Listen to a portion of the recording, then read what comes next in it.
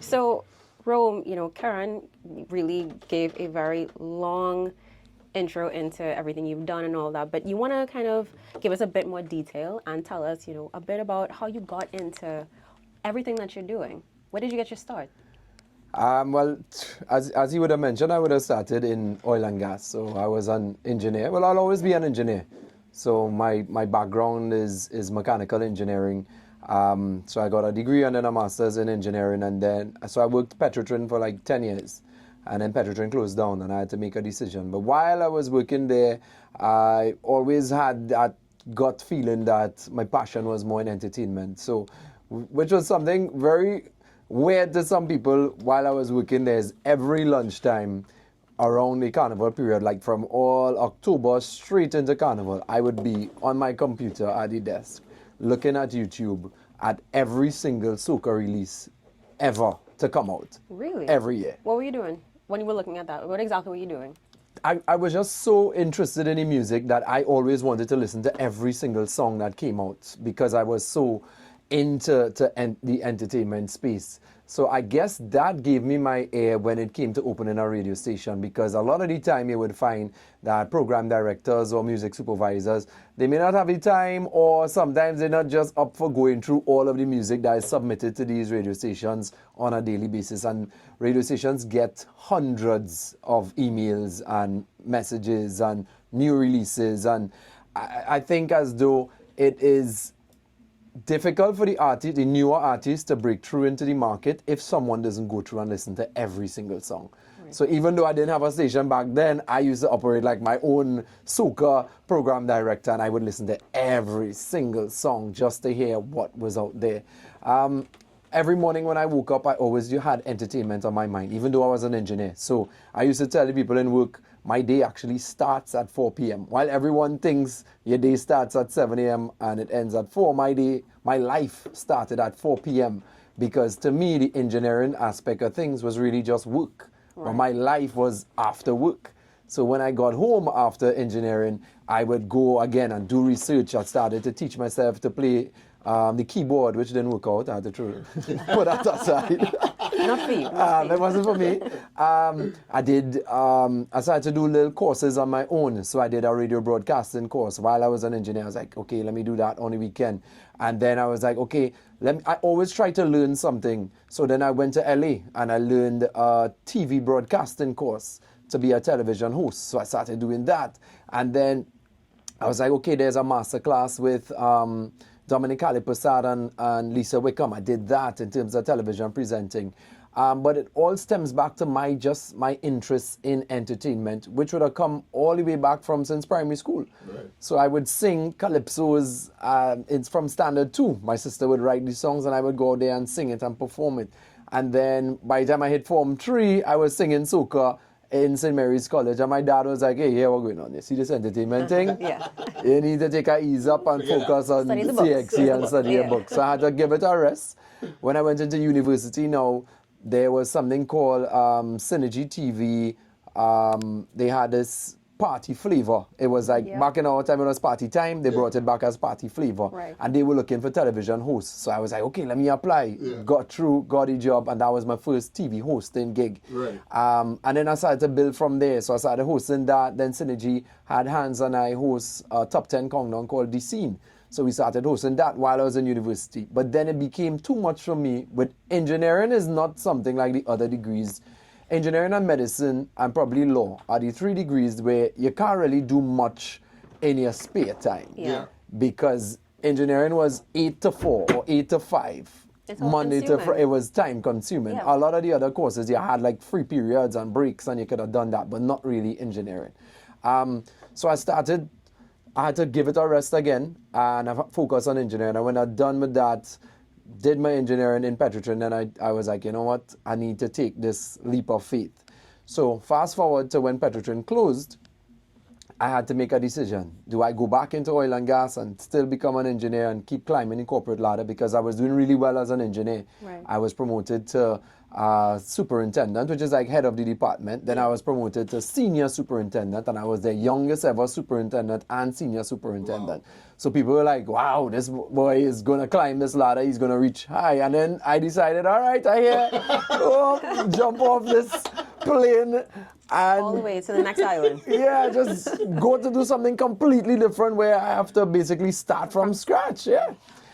So while I was an engineer, I would do little things on the weekend. As I said, I would teach myself stuff, but I would start hosting stuff on the weekends as well. Hosting weddings on a weekend, little events, corporate stuff. But a lot of the corporate things happen during the week, so I could never done that as an engineer. So I could only do weekend gigs. So if I get a little sports day, a wedding, a party on the weekend, I could have done that.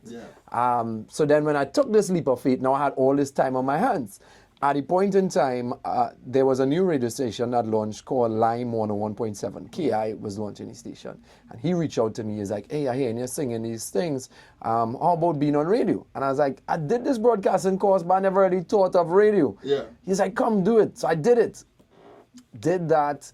And then I was like, okay, cool, I like it. But now I left engineering. Why not try a morning show at the time? Right. And then I started the morning show with Lime. And then boom. 94.1, they heard me and they were like, okay, well, come across and boom. And I did their morning show. And all of these things just kept happening as time went, and the momentum just kept building with my career. I've always been curious because you, of course, would have, I find that such a fascinating segue from oil and gas into entertainment. I love it. But at what point for you did you say, all right, I want to start expanding within the entertainment industry, I want to start expanding into music? What was the catalyst for you? For music, so because I was singing from a child, I always loved the music. And I grew up listening to heavy dancehall. So I know a lot of people think the youth's not interested in soca, right? Yeah. But after take myself back to when I was that age, I wasn't really that much into soca in secondary school either. Unless Could you it was relate to it? Yeah, well, and that was it. And Keron is right. Is that at that point in time, it wasn't really that relatable to me. Yeah. Because it was really only for carnival time. And when I'm in secondary school, I'm not getting to go to any fete. You have no money for that. So, yeah. My parents were very, very strict. So I was not getting to go, whether I could afford it or not, which I couldn't have, but I couldn't get to go. So I'm not into the fetes. I couldn't afford to play mass. Right. So I'm not into the mass. And most of the soca songs were about fetting, drinking rum, which I couldn't drink rum. I can't drink rum. I can't fet. I can't go on the road for carnival. And most of the songs were about that at the point in time. So it was like I couldn't connect to the music. So I think, and see, a lot of these things happen now are repeating itself. People saying the youth's not interested in it, but it's when they grow up and they start to go fet and they start to play mass, is when you would really see them start to get attached to the soca music and they would love it. So don't really bash them when you see them into the dancehall or into the hip hop, because because that was me. I know all the Bounty Killer, all the Sizzler, all the Cartel, all the Movado, Buju Banton, you name it. I knew all the dancehall. When it came to hip hop, my favorite artist up to now was 50 Cent. I love that album. I could sing it word for word. And I would be playing this music right before I go to church with my parents. Like, this is what I grew up on. Real bad man tune. And that was me. And that was what I knew as a youth growing up. So that's how I loved the music. When I to transition from loving the music now to performing it, that came when I was just like, all right, I want to be a soca artist. So as an engineer, I was like, I want to be a soca artist. My girlfriend at the time, she was like, you know what? I know this guy called Madman Johan. I didn't know who he was at the time. I did some research. I was like, okay, he's huge in terms of it. I was cell construction and he was a big producer. She was like, I'm going to take you by him and we're going to do this. If you really want it, let's do it. I went there, I saved up my little engineering money and I went. It cost me a lot of money in terms of anybody out there who want to become a musician or artist, it is expensive. So, and I'll give you the price. It cost me $15,000 just to do the song. I wrote the song for myself, so this is without a writer. So this was the production alone. That cost me $15,000 to do the production. So I was like, this thing expensive as a hobby, boy. So I did this song and then I had to spend money again to do a music video to market it. So I did a music, back then Synergy TV was pumping. Yeah. So I put it on Synergy, it got a little airplay, and I performed once or twice, and I was in it. I loved it. I loved it at the point. Since then, I just kept on doing music and building from that. And I had to find ways of where not to spend so much money because it was way too expensive. How do you do that then? Because I think the general consensus is once you get into the music business and the music industry, it is going to be costly. So how exactly do you navigate around keeping expenses down? So how I did it was, first of all, when I started, that first song I wrote for myself, but the other songs I had to pay writers. Right. So I paid some writers to do it. I was like, you know what, you see this pay writer thing? Boy, this can't work. Better I go back to writing my own songs, because a writer at the point in time may, of course, say around $6,000. So think of for one song. And you're not guaranteed a hit. And you're not guaranteed a hit. Wait. So it's 6,000 for one song or 6,000 for one writer? No, 6,000 for one song. One song, no matter how many writers are on it. Well, it depends on the song. So if there's numerous writers, and everybody price varies. But back then when I was paying for songs, I may have paid around 6,000 for a song. Right. Now it's probably like around between $6,000 and $10,000 for a song on average, Right. per se. Now, depending on who the writer is, if it's a bigger writer, it will cost you even more. Yeah. So then I was like, you know what? I need to find a friend who is a producer who could work with me and believe it. Yeah. and that's what I did. So I had a friend, Mevon Sudin, who is now Explicit Entertainment, who is huge now in the soca, right? And Mevon and I were always friends, and he sent me a soca parang with him. At the point in time, I was like, parang boy, I'm more in the soca, I ain't know about this. But we started to work together, and we built a relationship where it was, he believed in my product, and I believe in his. Back then, he was really doing hip-hop. He used to do hip-hop beats with Mark Hardy and Young Rod, and he was a hip-hop producer, and I started telling him, boy, let me try some soca. So I was with him and behind him because I believed in his potential as a producer. He believed in my potential as an artist. And we would have sessions every week where we would help each other out. So it was a way where instead of paying the usual upfront cost, I could pay a fraction of the cost and give him the investment in the project in terms of music royalties. So therefore, he would make his money on the back end. So once the song is a hit and it makes money in terms of streaming, he would make his money off of streaming and I would make my money off of the performances. So it was more an investment into the product itself. And that's how I kind of saved on costs. Because if I had to spend that money to pay producers and pay writers, I'd be broke. And you're coming from a corporate background as a mechanical engineer, where you're making a bit of money. Right. Where you could have invested in this, let alone the people who not necessarily have gone to school or went and climbed up the corporate ladder. They're making a good bit of money to now go and invest and start to pay writers, pay for the music, pay for the beats and everything. So that definitely kind of gave you a leg up in getting your foot in the door. Yeah. Now, when it comes to you made the segue into Parang, right? When did you realize that we're making some headway in Parang, and this is where we got to go, because you have now been crowned the Prince of Parang, right? So when did you realize this is actually making sense to go down that road? That's funny, because I started off, as I said in the story, with soca, wanting to be a soca artist. That was my sole focus. Yeah. Parang wasn't nowhere on the radar, and that's why anybody asks me why choose Parang, as be like, I didn't choose Parang. Parang chose me. Yeah, because when Mevon sent me that first soca Parang with him, I was like, I ain't really too feeling it.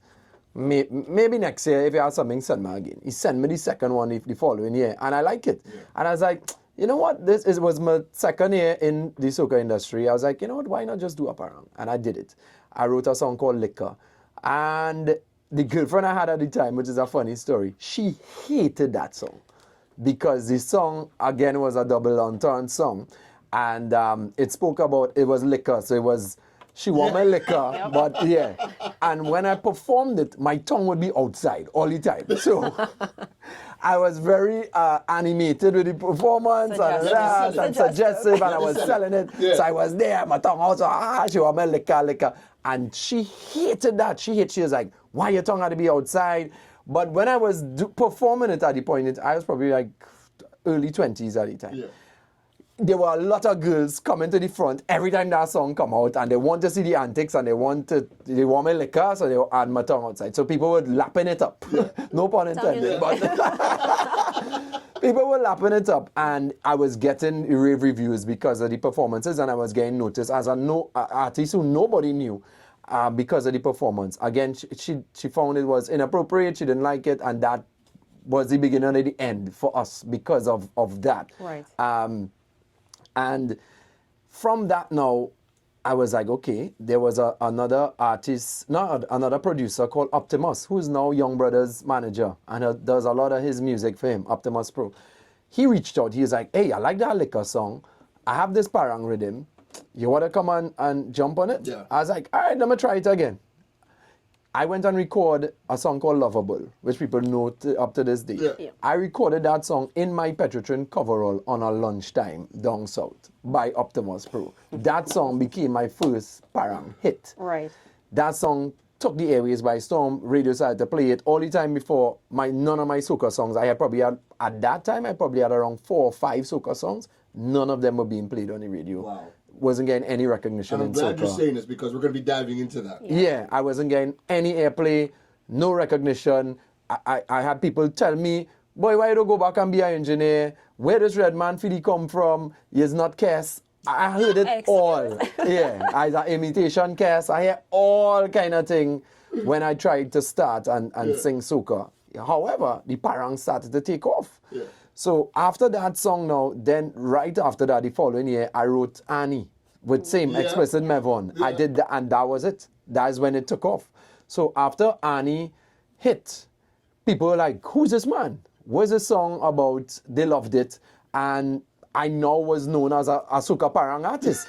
At the time Annie came out, by that, I probably had around 8 soca songs. Still, no airplay, fight up, struggle, not being recognized, and I kept grinding, and I kept spending money, because at that point in time, I didn't make the whole connection. Mevon still wasn't doing soca yet.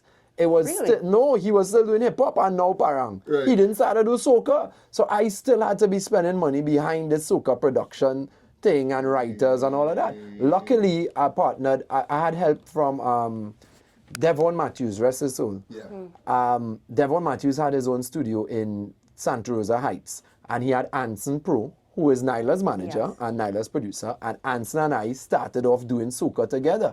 So that would, again, you have a partner who's a producer. That helped me to save some of the cost. So Anson and I brought Pretty into Anson's studio, and Pretty started writing some of my songs, started writing for Nyla, started writing for himself, and we all built a relationship there. That's a pretty big collective right there. Yeah, Pretty big musical collective. yeah. And it's interesting, and I think it's a bit crazy because, you are grinding, you're doing a lot, you're hitting it with soca parang, you're doing a lot on the soca, the, power soca scene. However, there were apparently still people who were not aware of who you are and the strides that you were making. And I remember last year, you would have made a reference to that in terms of a particular DJ reaching out to you, offering to play your music for a fee. Right. So, Spend your dust. spend your money. You want to play? So, I mean, I think it was around then, it wasn't directly said, but, there were allusions to, that famous word, soca. The soca mafia. Soca Illuminati. So you want to elaborate a bit more on that particular situation? All right, so backtracking to my story of me trying to break through in the soca industry, as I told you all, I had so many soca songs, spent so much money behind this genre, been performing, been grinding, and did not make it. I kept knocking on the door over and over and over. Nobody was answering. I couldn't get the song, the music played on air, couldn't get people to take me on, and it was difficult. Let me show you how difficult that was, right? I had a different strategy. I said, all right, I'm trying these singles, and I'm not making it. Let me try to jump on a rhythm, because rhythms were the thing. And I was like, all right, if I get on a rhythm with some bigger name artists, it could probably help me to make a breakthrough. Right. I was like, but how I get on the rhythm? Because as a no-name artist as well, the difficulty is the producers do not even want to put you on their rhythms. At the point in time, and it still happens up to this day, is that people think, you're a no-name artist, I don't want your rhythm. It's not making sense to me. They only go for all of the big name artists. So a lot of the time, the producers send out their rhythms to the same big artists over and over and over, and all of them just ride these rhythms. Right. So I was they like, gatekeep the rhythms. I thought it was Exactly. a situation where you could have just downloaded, hop on, and no, you can't go on a producer's rhythm without them inviting you to be on the rhythm. Okay. So there are people who go online, get a rhythm, and they jump on it illegally. But in the soca world, that does not really happen. You technically have to apply. Yeah. So you would have artists who would reach out to producers. You have a rhythm I could jump on. You have a rhythm here. And producers are part of the gatekeepers of the music. They would be like, nah. See, and this is an angle that we never really thought about. Yeah. Go ahead. Yeah, so they are like, nah. You have smaller artists. Now there are producers who give you that chance. Yeah. So most of them don't. Yeah. And here's why they don't. Because to them, it takes effort. Because they put this artist on, chances are the DJs are not going to play the song. So this is a chicken and an egg situation. So even if the producer wanted to give the younger artist a chance, you need the collaboration from the DJs to give that younger artist That's a chance. true, because how many times we're in a fet and you're waiting for that song to come Yep, on, yep. and then they switch the entire rhythm, and you're like, I did not hear the song I want. Exactly. And then there's the added element as well. There's no guarantee that the rhythm will make, because there's some rhythms that are not as popular as others. So I guess like it's a bigger risk for the producer. You're hoping that the rhythm makes and you get a lot of great artists on said rhythm. So here's the funny thing with that. So I was like, I need to get myself on a rhythm, because if I'm not making it on my own, let me see if I get help from a rhythm by having bigger artists on this as well. I'm reaching out to producers. I'm not getting the opportunity to be on their rhythm. So all right, you want me get a seat at the table? I want to create my own. Mevon, what you gonna do, boy? Let us create a rhythm. Cool, we created a rhythm. This was off the heels of, I was on that VH1 television show. Yes. Right? Girls Cruise. I was like, let's create a rhythm that could appeal to the international audience and to like give you that tropical feel, like if we could put it on Girls Cruise. So we created a rhythm called the Good Oi Rhythm. We got Blacks on the rhythm, we got Ola Tunji on the rhythm, we got Turner on the rhythm, and I was the fourth person on the rhythm. So I was like, yes, Brilliant. I on a rhythm with some bigger names. The name of my song was Good Good. Yeah.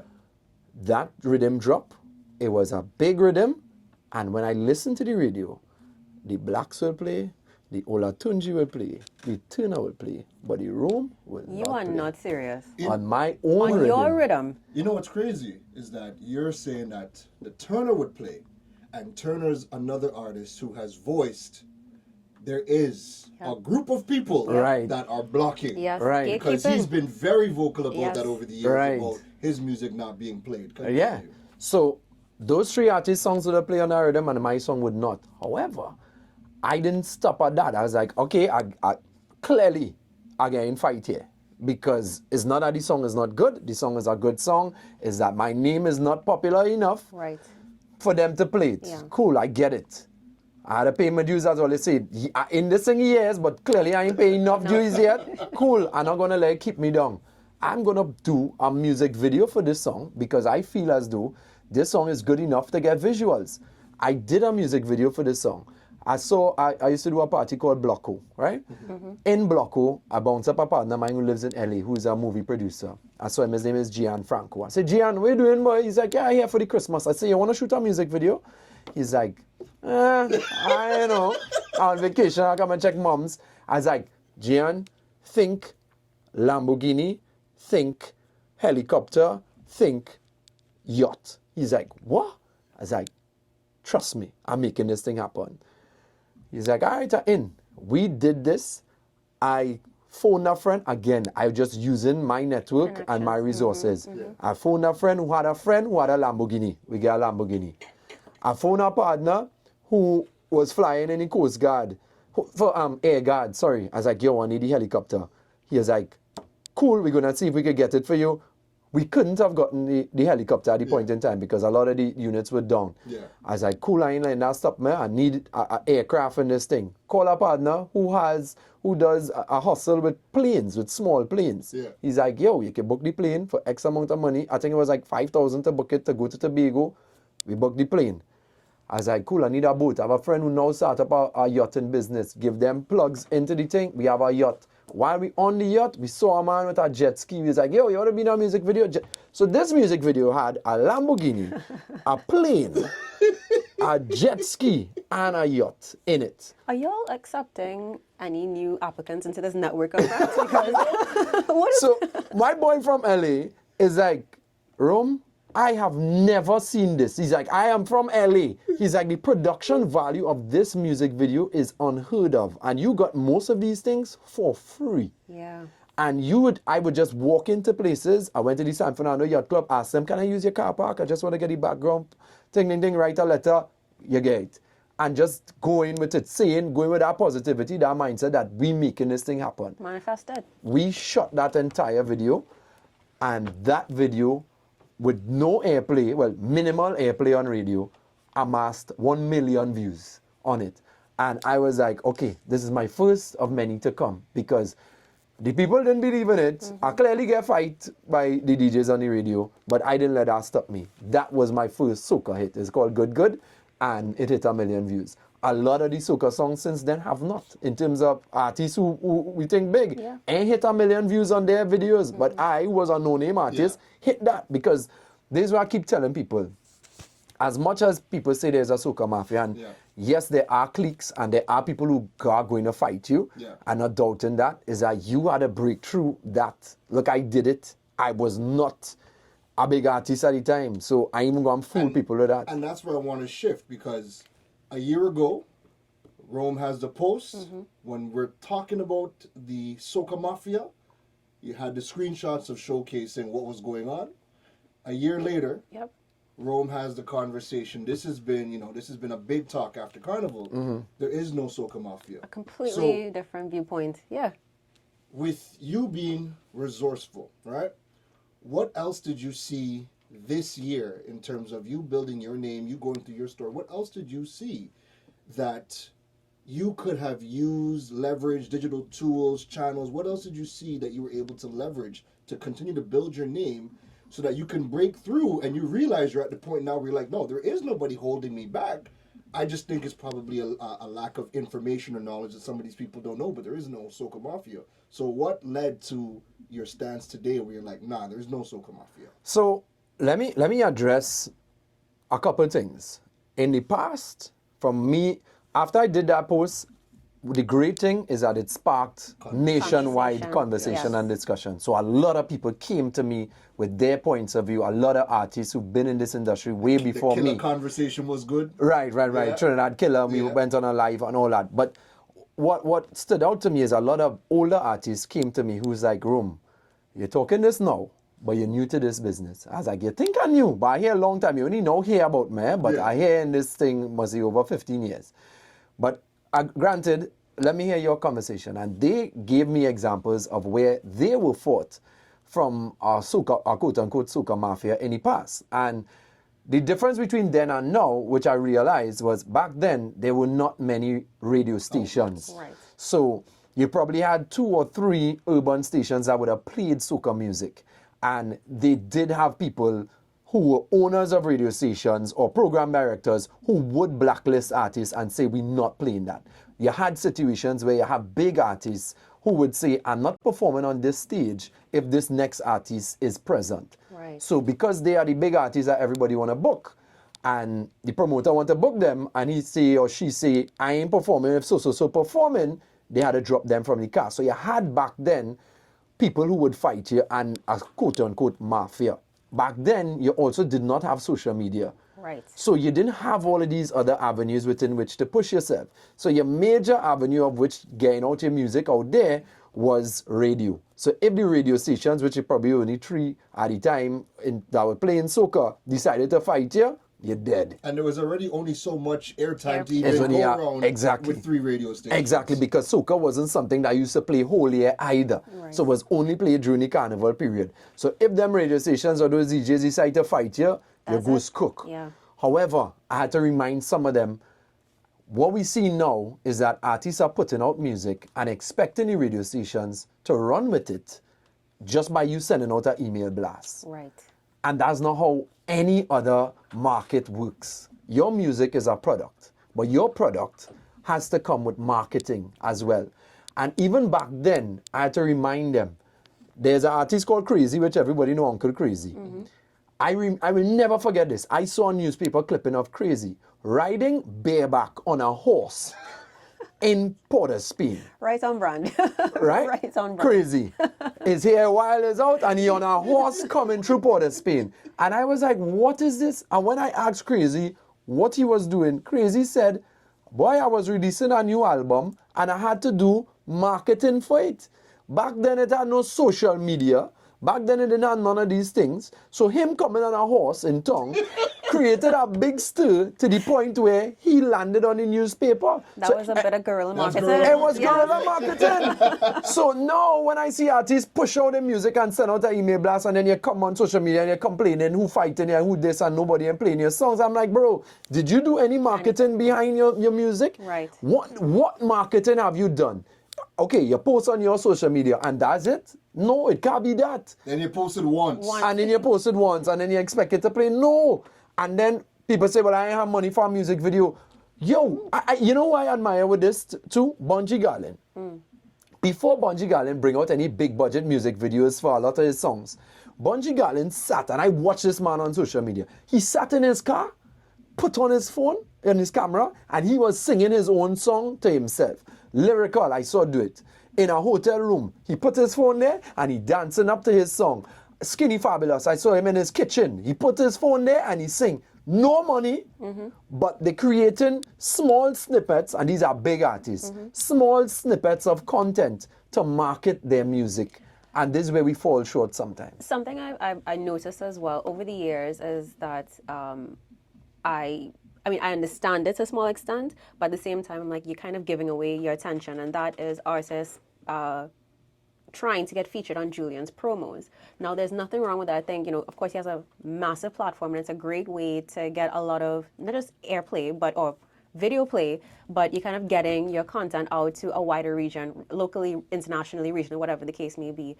But at the same time, I found that they were essentially giving away, not posting on their own YouTube channels, but majority of them didn't have any. Still don't. But that I found that interesting. So what would you say to that in terms of adding that, having a YouTube channel, adding that to your arsenal of your digital channels? Well, I fell victim to that because Julian's Promos has probably now must be 1 million subscribers. I think he's over that. Over 1 million subscribers on his platform. Yeah. And so yeah, Keron will pull it up and check to see how much he has. But for us, 1.2. Right, 1.2 million subscribers. So for the soca artists who trying to make it out there and build your name and get the mission for a new or upcoming or artist trying to break out is really just to get your song heard. We really didn't care what platform it's on. We just want people to hear it. So when an artist hears Julian Promos has 1.2 million subscribers, the immediate thing is, okay, this is a platform where I could get many eyes on my music or on my video. So that's why they give it. Now, Julian's Promos has an excellent business because he charges some people to upload their songs onto Julian's Promo, and then he charges people to do an email blast where he blasts out your song to his email database for people to see it. It's an excellent business model.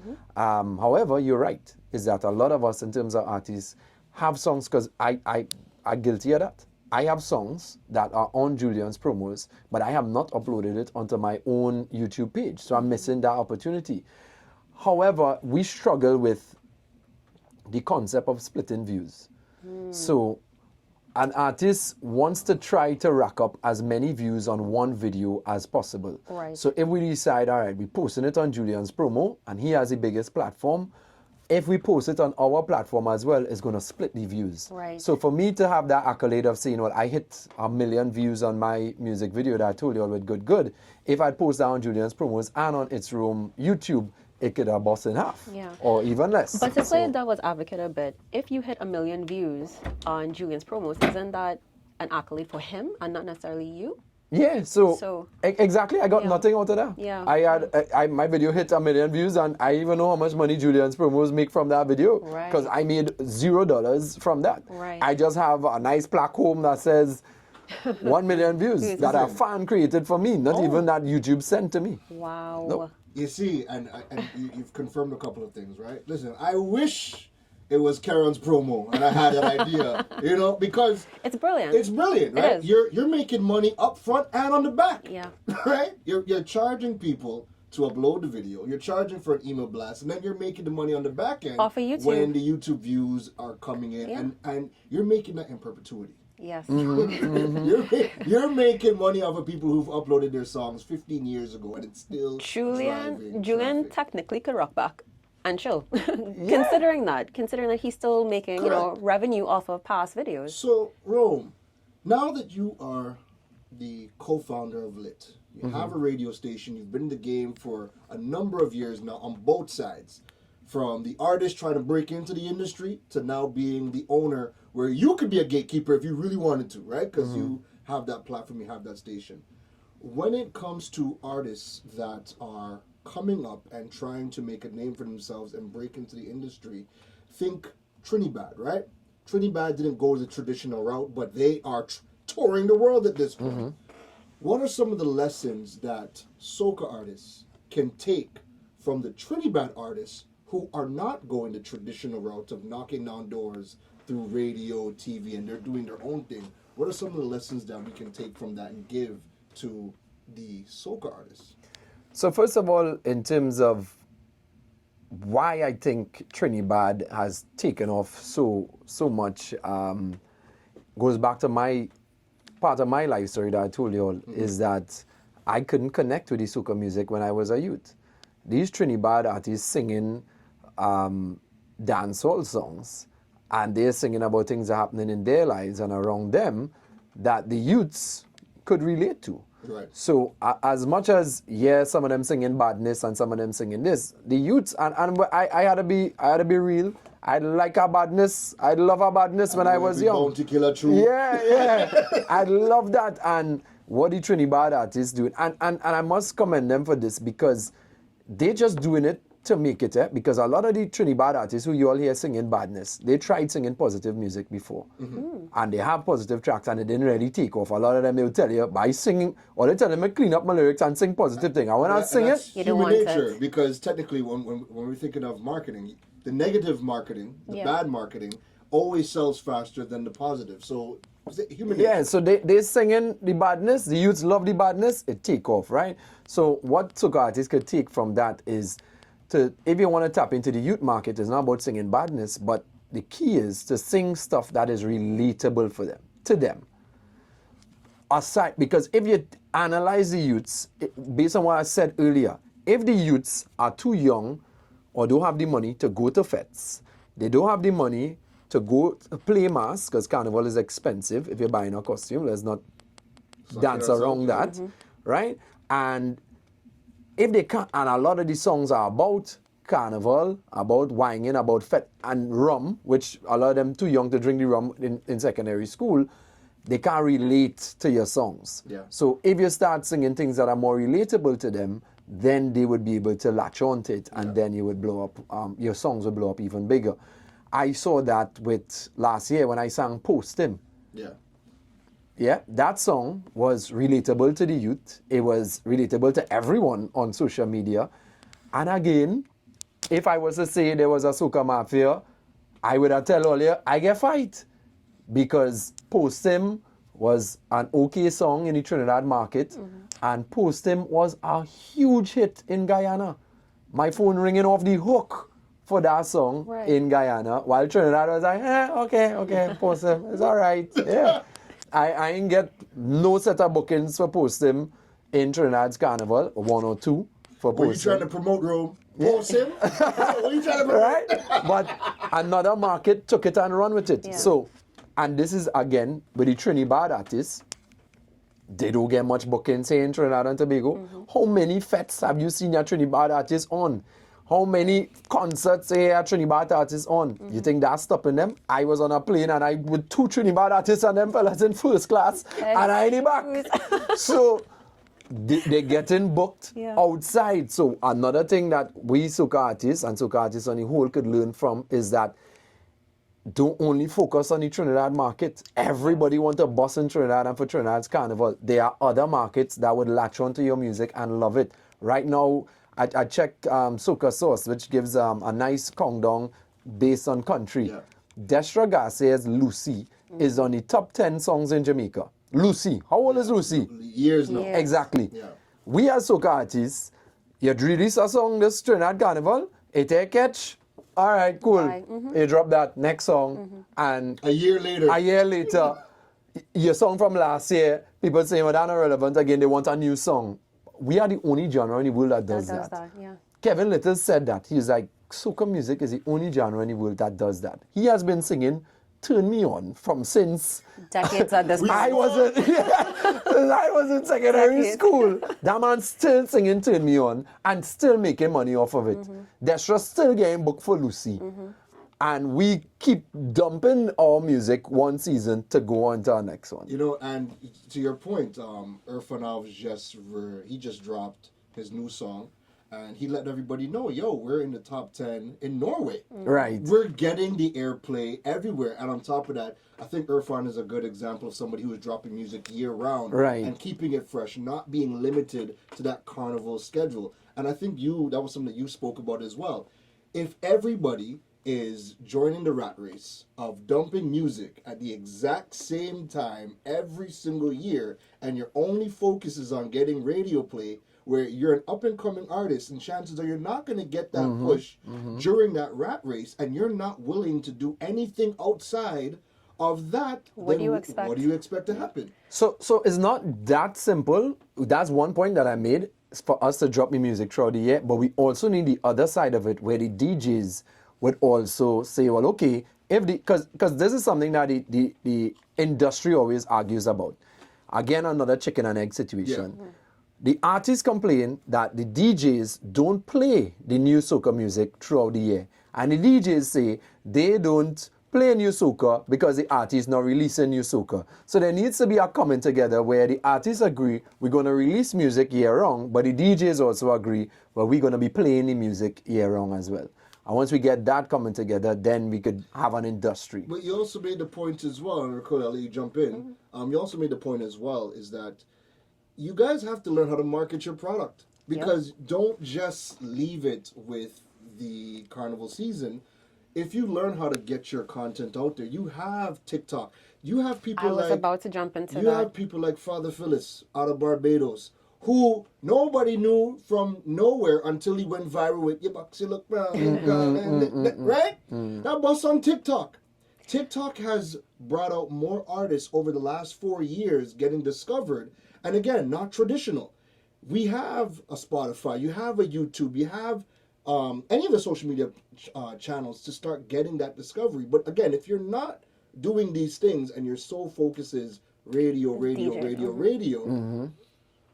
to run into a problem. And would you, what I was about to piggyback off of is, would you agree that when you want to push as an artist, you need to have an overarching marketing strategy? It's more than just the music and the studio and all of that, because a pet peeve of mine, honestly, is artists not having a website, something as simple as a website. As you rightly said, we're the only industry where music is played seasonally, but if you look at international artists, when they, more than just their social media, you look at their websites, they have bookings, they have a full schedule of when you can see them live, when you can see them perform and all of that. And all of that plays a role in your marketing strategy. So do you think that artists should also push more than just, yes, getting it to the radio, but saying, what is our marketing strategy for getting out beyond Trinidad and Because Tobago? if music is a product, Then how are we selling the product? Yeah, Yeah. yeah. Someone like So- Nyla, for example, I've always been really impressed with that. You mentioned TikTok. She every so often she drops a dance challenge, and as you rightly said, that is more than a dance in itself. The dance challenge, she invites people to take part in it. Her fans are part of the music, and it's a great way to push the song further. So yeah, what would you say about advising artists about possibly having an overarching marketing strategy to push their product, which is the music? So you're totally right, is that the product is one thing. I always use this reference. Other partner of mine, I used to tell him, I used to like, bro, if you have a bakery and you have a real best bread, you and your wife is make the best bread in the whole community. But how would the rest of the country know that your bakery sells the best bread if you don't market this thing? There's word of mouth that somebody in the neighborhood would buy the bread and say, hey, this tastes good. That's one part. But you had to get the bread out there. And you had to let people know that you have a good bread and let them come and taste it. And it's the same thing with music. So you have to have a full strategy to do it. Don't just release music for releasing music's sake, because it will just go, and that is like gambling. You put out the song and you had to hope and wish that it makes a hit somehow. Because you didn't put no effort behind it, beside the product itself. And along with that strategy would come something that I would say beating the pavement. That's how I made it in terms of soca parang that I left out in my story, was that when I had Liquor, when I had Lovable, when I had Annie, those songs didn't get big immediately on radio. What I did is every single hawk and spit bar it had in the country that was having a parang, you would find room there. I would go find out who having a parang and go perform in it. I perform in church concerts. I perform, you name it. Wait. Hold on. Yeah. It's a minute. Yeah. I had a parang side in a church concert walk off on me because of what I was singing. Because they say I make it a mockery of the Christmas. Yeah. What song you perform at that point in time? That was when I'd now come out with Liquor. I even bring out Annie yet. And the band set up, and when I went and performed, they dismantled. I'm gonna cry. They set up the performance. But you know what they're doing? They're talking about it. Yeah, but it was a group. It wasn't in the church, but it was a church group that decided to throw a parang concert to raise funds, right? And people were upset, and I was there. I said, all right, okay, cool. I guess not here. But the point I'm trying to make, right, was that every opportunity I got to sing my song, I took it as a marketing tool. Because I want to let people know I had this best bread to sell. I had to literally get a taste of it, and that was my product, my music, and my performance. Yeah. So I was a great performer of my tracks, and people didn't know the songs, but they were wowed by my performance and by the lyrics and the content of the song. And then from one bar, a next one booked me, and the next one booked me, and I say, okay, I started to hit the ground. So the song started to get popular on the ground, and then what happened was DJs who go into Lime, just take a drink with a partner, hear this song, see this man performing and say, what is that? And then they take it now, and they go on the radio with it. And you see how I make a breakthrough. The other aspect of it is, as you're saying, a full strategy. So there was a song I had called Looking for Work. I sit down on Abercrombie Street with a sign saying looking for work. I dress up in a suit and I lie down like a vagrant. You like put on your best sunny bling. Right, exactly. And again, marketing for it. So I would say there are different aspects. My first thing is hit the ground running, perform everywhere that you can, no matter how big or how small it is. I'll be one. 2, use of social media, imagery, video. Everyone has a smartphone now that can do videos. Don't worry about getting no big fancy camera and all of that. The camera on your phone will work just as fine. Use that. Download CapCut. It is for free. You could do your own video editing. I had to teach myself how to do it. I did that. Use Canva. It is for free. And you could edit all of your artwork for yourself. Now there are AI tools. Use ChatGPT. Bing or Google has one as well. Gemini, Right. To create, I just released a song today. And I use AI to generate the artwork for the song. It's called Early Bird. And created it. For myself, it cost me nothing. Brilliant. $0 and 0 cents. So use that. When it comes to music videos, you could shoot a music video on your phone. You don't even need to go, again, this is a startup. If you're a new artist coming out, you don't need to go spend that money. You and your friends gather, shoot a music video on your phone, do it. We are in the era of content. Nobody really cares about whether this is in 4K, 1080p, what. And a lot of the phones shoot in 4K and 1080p anyway. But people are more concerned about the content versus the actual quality of the video and having a Lamborghini or whatever in it. You don't need that for it. Because it costs for me to do good music video with all of those things versus post him went viral, and it was cheap. It was not expensive music video, but people loved the concept and the storytelling Was of it. posted with when you got your pirate ship? No, so that was We Alcohol when I got a pirate ship. Yeah. Posing was the one where I went to Bricks and I was in the swimming pool and I was handing a letter. Right.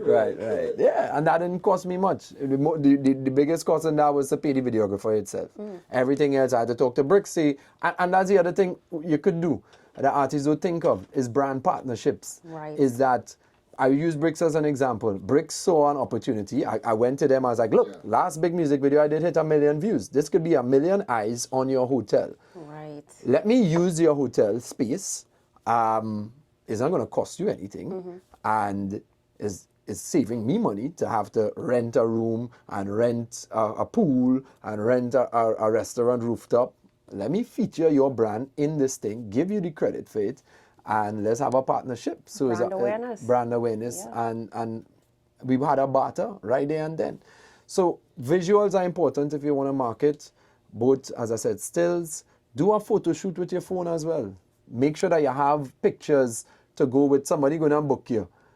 What are you going to use? You need to have a headshot, you need to have a body shot because the graphic artist had to put you on a flyer. Right. So do all of those things. Make sure, as I said, have a website.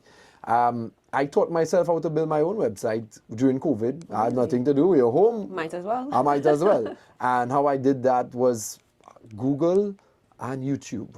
And I went on WordPress and I realized, I learned that there was something called WordPress. I had no clue.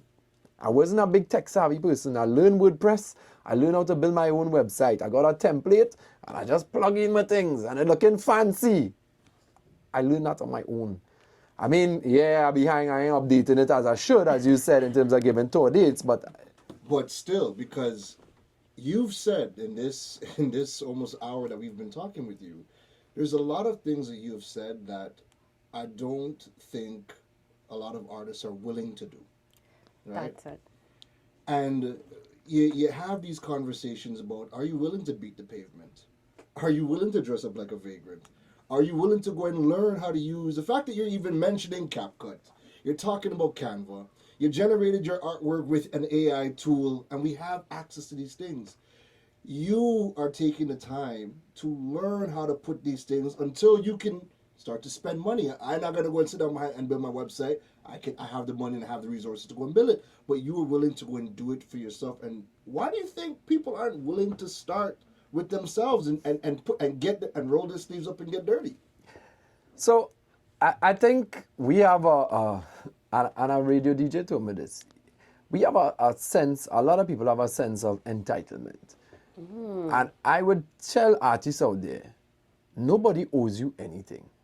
So as much as you would say you're getting a fight down or people not playing your music, nobody owes you anything. The majority of radio stations that are owned in Trinidad and Tobago are private enterprises.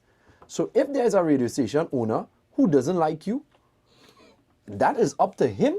He is not obligated or she is not obligated to play your music. They owe you nothing. So if I have a radio station and I feel to play all Rome Parang whole day, every day, all my soca all day, every day, International Room Day. I can do that because it's mine. And I'm just using that as an example that these radio stations are private entities and they can do what they want.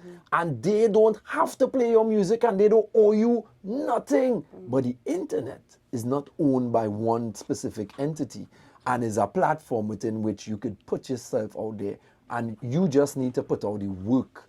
A lot of people like to coin this phrase, work smart, not hard. And I don't know who come up with that, but I just feel as though they miss a little piece of it. I am all for working smart, but for me, there's no replacement for hard work. I am up at 5 a.m. every single morning, and I work straight till like 10 p.m. every night. So I would tell people out there, you might be more talented than me, you know. Not going to outwork. Yeah, outworking me. Because notice you said that you do everything here. You didn't mention anything about my team did something.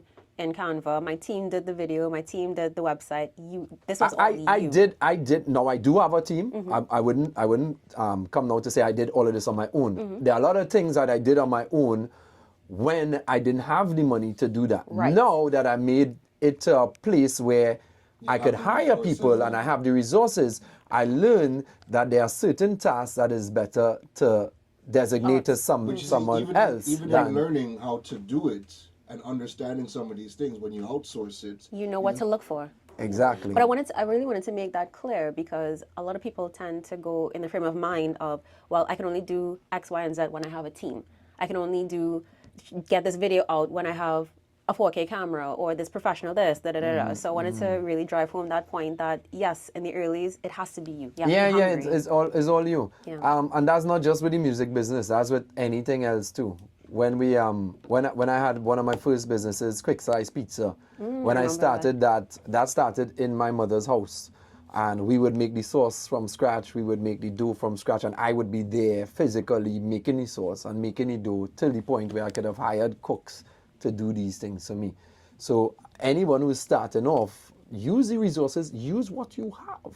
If you don't have the money, you have the brain power, you might have the time. Time is a resource. So as I said, I'm up at 5 a.m. every morning, maybe 5:30 if I'm sleeping late. But I'm up and I'm on the computer and I'm working, I'm getting it, I'm learning something. I read all the time. So there are books out there. I subscribe to Audible, so I read audio books. Yeah. All the time. The minute I get up in the morning, I have on my AirPods and there's an audiobook while I'm making breakfast, while I'm making up my bed, while I'm doing everything throughout the house, all my chores, I'm listening to audiobook. If I have a long drive to South, audiobook. And I'm learning so many things from audiobook. We have 2 more questions before we wrap up. Now, you have a major role to play with the president of the Fet Promoters Association, right? During this carnival, there was a big issue with respects to the St. Clair residents taking some of the Fet promoters to court over an event and citing, things like noise pollution. They don't want certain events happening in residential areas, right? When we are thinking about a lot of our big party events, they do happen in residential areas, right? Moving forward, how do you see events changing in Trinidad and Tobago? Because it seems like with that one victory, there could be momentum, right? So when you're going back and you're talking to the promoters, where do you see yourself positioning events? What are some of the things that you guys are going to be looking to do in the future? So one thing we want to do is to lobby with the government for an event space or numerous event spaces. I saw Jamaica had an event zone that they declared 24 hours. They could have events there, not disturbing anyone. And I'm like, how could we let Jamaica come and do this before us? When we have so many different stadiums, all of these things, and we can't, Trinidad and Tobago is known, when you hear of Trinidad and Tobago, the first thing you think is carnival. Yeah.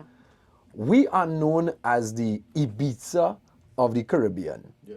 When you come here, everybody know we drink any most, we party any most. That's what we're known for. Aside from oil and gas, we are party culture, we are fetting culture. It is part of us from ever since. So I think that what needs to happen is that the government needs to look at the entertainment sector as an industry, just as how they look at oil and gas as an industry, the manufacturing sector as an industry. They look at agriculture as the agriculture industry. There's the entertainment sector that needs to be taken more seriously because it could generate a lot of foreign exchange. So what we would lobby for and what we are lobbying for is that we have event spaces. And one of the spaces we're looking at is the space right behind Movie Town. Because that's a big master land. And if we face... Hotels are close by. Yeah, hotels are close by. It's easy to access. And if we face the speakers towards the water, we wouldn't disturb anyone. Right. So if we could have an event space there, then that would be great. It wouldn't disturb anyone in terms of noise pollution. Easy access, so you don't have traffic like always one way in, one way out to go Shagaramas for anything, and it would be much better for us. When you go to the US, they have events in stadiums and arenas and whatever, and they don't have issues when it comes to noise pollution with that, because in the city planning, they knew this is an event space. We have stadiums. I will give you an example. The stadium in Couva, that's the Atobolan Stadium. Yeah. residents around that stadium complain to the point where now they are not, you cannot have a fete in that stadium. And in my mind, it's like, how could you have built this stadium as an event space for sporting events, for live events, or whatever events, knowing the proximity to the residential area and not thinking of that. So now we can't have nothing down there because the residents will kick up a storm. You have the Hazy Crawford Stadium surrounded by Woodbrook residents who complaining since I know myself. Again, so in planning your city, you ain't thinking about that. And it's all about us having to think of our sector and how could we make this thing work. So I'm not bashing, because it would not have been this sitting government who would have made those decisions and built those stadiums where they are. This is age long. Yeah. So we had to look forward. So it's like, how could we make this thing work? And then you have, on the flip side, yes, there's noise pollution and it's a real thing. But also, you have to also understand our culture. So if I know I live in an area where carnival happens all the time, oh gosh, I had to have a little bit of consideration for the country and for the culture. That carnival going on past here. I can't see us taking carnival and sending it down Wallerfield. It going on past through Woodbrook. So I know Woodbrook residents complain every year. But it's a matter of, guys, carnival is going to pass through your city, your town for 2 days. And I think there has to be, I guess, more consideration from the government as well in terms of cleanup, because I was just passing through Woodbrook to get to one Woodbrook yesterday or day before, and there's still paint and... Yeah, there's still paint. There's still paint. Now, I put myself in their shoes too, and it could be a nuisance in terms of the after effects of it, in terms of the painting, in terms of having Juve, people coming and urinate on your walls, all of those things. And I know that a lot of the mass bands, actually last year there was an initiative, I think it was led by the Port of Spain City, where they were asking for volunteers to come to repaint the walls of people in Woodbrook after Juve. Right. And I think that's a great initiative. And if the mayor, the new mayor could bring that back, we could get volunteers and you would get the support of the Promoters Association. We would bring out all our committee members to come and help repaint the place in terms of the people who are affected by Juve. We could have more initiatives like that. So it's not about fighting and bringing down, but it's about how could we partner and make this thing work and happen instead of trying to just move it out of these areas. Because a lot of these people who live in some of these areas have been offered for people to buy their property and they don't want to move. Right. Because they want, and that's the catch-22. You want to be in the heart of everything, but you ain't want the noise, I ain't want the melee. But it's like, pick your poison. You want to be here or you don't want to be here, kind of thing. Yeah. But I know that you have a lot of people who have been there since they're small, and people say, oh, you can't move me out of my place or whatever. There's history there. Yeah, so there's a lot of, it's not surface level, there's a lot of backstory to go with it. There's a lot of moving parts, essentially. So, Rome, as we wrap, I want to know what is next for you. I mean, you just kind of, told us, by the way, that you just released a new song. So you want to tell us a bit more about that and what else is in the works for you? So the song that I released today is not a new song, it's a re-release because I was caught in the same melee that I spoke about as good Keron, that we all released our songs at the same time. Right. One of my songs, which was Rum, Gal and Money, did well. And the next song get lost in the mix. It's called Early Bird. And to me, I was like, all right, cool. It's a good song to me, and I love this song. And I released it back in November, and nobody had take it on. Well, it's March. What are we going to do? I'll bring it back for you. You like it now? What's the worst that can happen? What's the worst that can happen? This is the same thing. I was like, what is the worst that can happen? I'm going to re-release this song. If people like it, they play it. If not, cool. It's already created. And if all you don't play it, I could just play it whole day. Right. I could play it. But what's next for me is... I'm going to take another leap of faith, which I haven't really mentioned in public, so you're getting the first interview when it comes to this, is that I'm taking a leap of faith to try acting. So, I'm not surprised. I can see it for you. I can see it for you, yeah. Yeah, so after I got that stint on VH1 with Girls Cruise, I booked a ticket right after the show aired to go to LA to try to pursue more opportunities in terms of acting or reality television show opportunities. And right when I booked that ticket, COVID hit. And my mom begged me not to go. And good thing I didn't, because 2 days later after the ticket is when the Prime Minister closed the borders. Right. So I'd have been stuck out there. So I told myself, I was like, you know what? Let me go and try it again. I've now kind of recovered after COVID.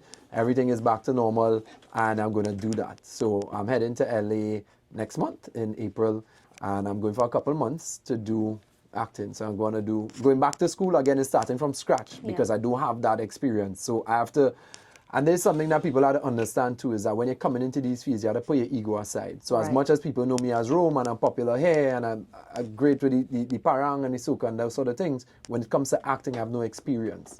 So now I have to put myself in a situation where I'm going back to school, starting from ground zero.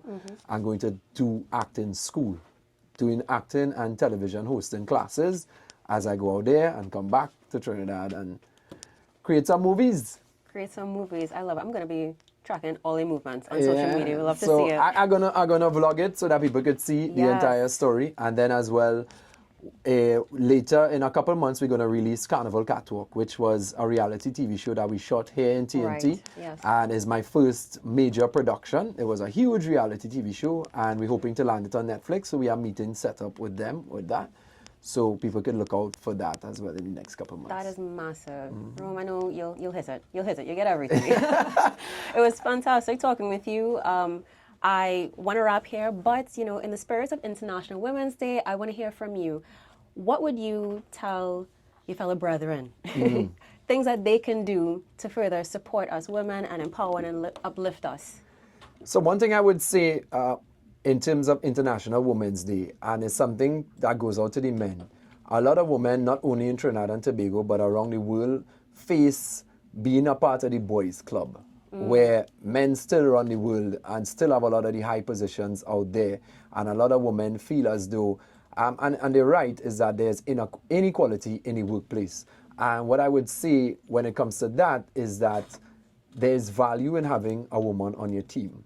So every team that I'm a part of, we make it a rule that we must have a woman there, because a woman gives a different perspective than a man. Totally different, because we are different. There are things that a woman can do that a man can't.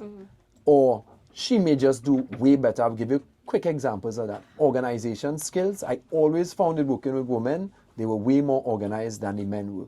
When it came to emotional intelligence, the women were always way better at that than men. Men, a lot of the time, walk into a room with their ego in front of them, and a woman could diffuse a situation like that. So I always value a woman's opinion, especially when it comes to the entertainment space. For me, I always advise people to have a woman on your team, because a lot of the consumers of entertainment are females, so you want their opinion. So soca music, in effect, is the women who have to dance. So have a female on your team who could tell you whether this song is a good song or not, because they are the ones who are going to be dancing to it quicker than the men going to be jumping up to it. So it's always good to have a female on your team. I love it. Gems, gems, gems. Rome, thank you so much for passing through. I will be following your journey throughout Hollywood. I can't wait for you to take Trinidad to Hollywood. Yes. Guys, we'll be right back with the digital world. All right. I want to cry. I missed it. You went to 37 for International Women's Day. I wanted to grab that. And I missed it. I left my phone in the office. Oh, no. Your phone. Karen is like, what? Huh? No, we ain't missed nothing. Yeah, we did. We ain't missed nothing. You get You'll no? stun it. You get no? Oh my God. You get no? Room. Listen. Rico, you have to come over. Ah, right. Right. From the conversation you sparked, there was so many bits and pieces that we were speaking about even before your conversation about there's no soca mafia.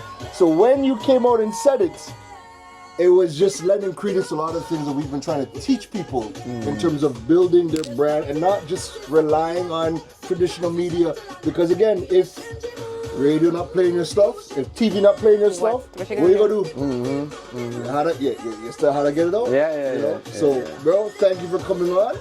It was an absolute pleasure. Yeah. Thanks for having me, guys. Recording come true. You gotta take a picture. Yeah. Great seeing you.